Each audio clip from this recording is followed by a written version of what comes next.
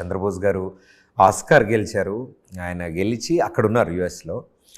నేను ఫోన్ చేసి విష్ చేసి మాట్లాడి ఇండియా రాగానే ఒకసారి కలుద్దాం సార్ అని.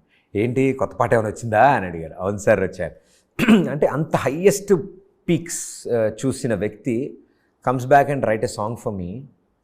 నాటు నాటు సాంగ్ తర్వాత I think that's what this field is about అనిపించింది నాకు. అంటే చంద్రబోస్ గారు చేయడము, వీళ్ళందరూ అంటే నానా నీ పాట కదా నేను రాస్తా నో ప్రాబ్లం అని అనడము, ఖాళీగా అంటే మేమంతా మాట్లాడుకుంటుంటే సార్ సరే టైం ఉంది ఇంకేమున్నాయి పాటలు మన దాంట్లో అని, సార్ ఒక ఫోక్ సాంగ్ అనుకుంటున్నాం ఇలా స్పెషల్ సాంగ్ అని ఒక హాఫ్ అన్ అవర్ ఆలోచించి పాట రాసేసారు.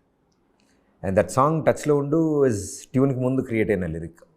నీ షో ఉంది కదా టచ్లో ఉంటే చెప్తాను షో ఉంది కదా, ఆ షో టైటిల్తోనే నేను పాట రాస్తాను, సో ఇది నీకే అంటే నీ షో టైటిల్ కదా మోర్ రిలేటబుల్ ఉంటుందని కొంచెం టచ్లో ఉంటే చెప్తా మించి ఆ సాంగ్ తీసారా. ఓకే.